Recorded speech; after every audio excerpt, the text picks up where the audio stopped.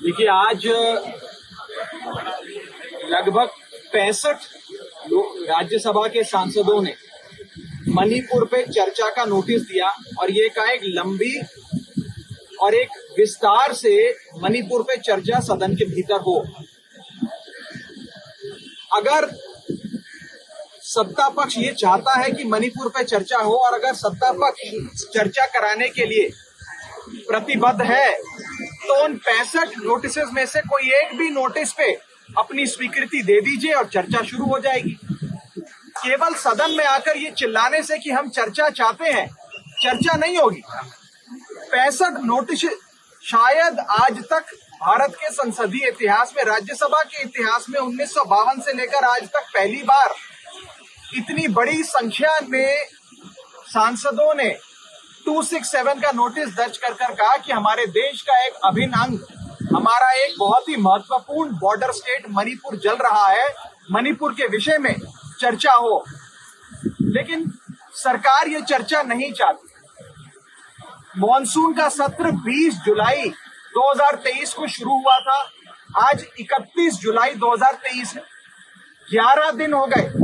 11 दिन में किसी एक भी दिन अगर सरकार मणिपुर पे चर्चा करा लेती तो बाकी के वर्किंग डेज बच जाते और उसमें लेजिस्लेटिव काम हो जाते।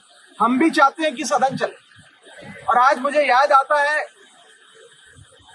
उस समय के leader of opposition Arun Jaitley ji और उस समय की नेता विपक्ष सुषमा स्वराज जी लोकसभा की, उनके कथन की याद आती है कि कभी कभी सदन में विपक्ष की आवाज सुनाए जाने के लिए अगर आपको अपनी आवाज बुलंद करनी पड़े तो उससे लोकतंत्र मजबूत होता है, लोकतंत्र कमजोर नहीं होता। और आज उसी कथन का हवाला देते हुए हम चेयरमैन साहब से, सभापति जी से हाथ जोड़कर विनती करना चाहेंगे कि मणिपुर के विषय पे चर्चा हो।